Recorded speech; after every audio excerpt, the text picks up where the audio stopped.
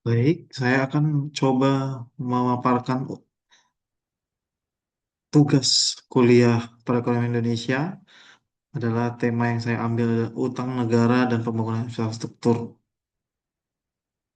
Nama saya perkenalkan David Julian Sritonga, NIM saya 250201022268 dari kelas MJ 418 dengan dosen pengampu Dr. Joko Suri Suharyanto, SEMM CPOD. Baik, kita akan menyampaikan tentang utang negara dan pembangunan infrastruktur.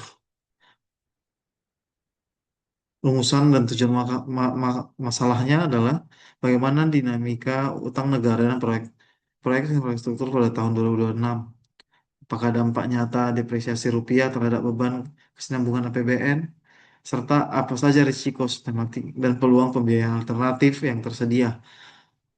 Adapun tujuan penelitiannya adalah mengevaluasi kondisi real utang nasional dan progres PSN di tengah ketidakpastian. Yang kedua, menganalisis transmisi import inflation pada import modal proyek fisik. Yang terakhir, merumuskan bauran kebijakan strategis Kemenkeu dan Bank Indonesia. Kerangka teori perekonomiannya adalah deficit finance. Ya, ada teori mendalilkan utang pemerintah dapat digunakan sebagai stimulus penutup tabungan domestik, saving invest gap, demi investasi publik. Yang kedua, multiplier effect, yaitu infrastruktur beroperasi sebagai barang publik dan eksternalisasi masif menurunkan biaya transaksi logistik, mendorong FDI dan menggeser kurva penawaran agregat. Yang ketiga, currency mismatch, yaitu terjadi kala portofolio utang didominasi mata uang asing, sementara basis penerimaan negara didominasi rupiah, meningkat risiko solvabilitas saat depresiasi.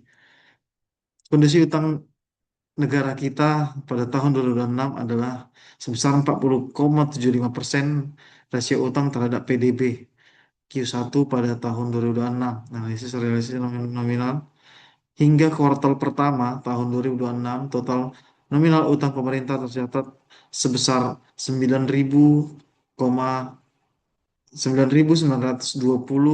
triliun. Walaupun angka rasio ini di kisaran 40,75%, masih di bawah batas legal menurut Undang-Undang Nomor 17 Tahun 2003, yaitu 60%. Laju pertumbuhannya memerlukan kehati-hatian karena laju penerimaan pajak domestik tumbuh lebih lambat. Sektor industri membutuhkan Glasting period yang panjang sebelum mendatangkan laba fiskal, sementara beban bunga terus berjalan.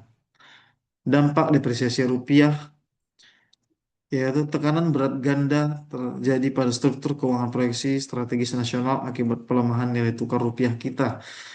Yang pertama, lonjakan konversi ULN. Setiap penurunan 100 rupiah per USD menambahkan porsi beban bayar bunga pada cicilan luar negeri hingga triliunan rupiah dalam APBN. Yang kedua, import inflation, yaitu proxy teknologi tinggi, kereta cepat, transmisi digital membutuhkan komponen impor memicu pembengkakan biaya dan menekan likuiditas BUMN karya. Alokasi pembiayaan publiknya, kamu secara bagannya jasa kesehatan dan sosial kita sebesar 22,1%, administrasi negara dan jaminan sosialnya sebesar 20,2%, jasa pendidikan 16,2%, konstruksi dan logistik terintegrasi 20%, sektor pendukung lainnya 21,5%. Berdasarkan data statistika utang luar negeri Bank Indonesia tahun 2026.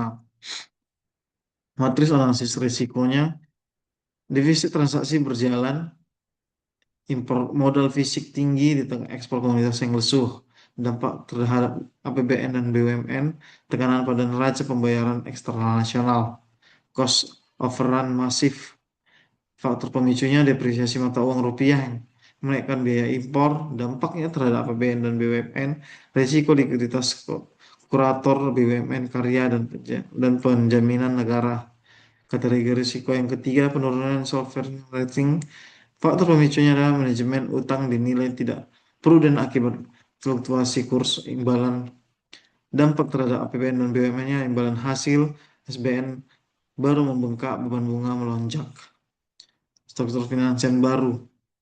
Tekanan depresiasi nilai tukar rupiah mendorong percepatan investasi industri konstruksi domestik.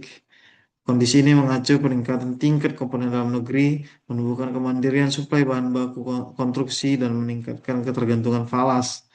Reformasi pembiayaan utang, momentum strategis untuk menggeser paradigma lama pendanaan proyeksi murni berbasis utang luar negeri. Optimalisasi instrumen solving wedge fund, skema hak pengelolaan terbatas, dan serta green sukuk di pasar domestik. Sinergi moneter fiskal. Menurut saya, bauran kebijakan Bank Indonesia. Yang kedua, konsolidasi fiskal Kemenkeu. Dan yang ketiga, lindungi nilai dan SBN rupiah. Kesimpulan menurut saya adalah pembangunan infrastruktur adalah pilihan investasi strategis nasional jangka panjang. Namun pelemahan rupiah di tahun 2026 ini menggarisbawahi pentingnya penguatan TKDN, reformasi pendanaan non tunai, non utang, serta sinergi moneter fiskal yang cermat. Demikian saya sampaikan. Terima kasih.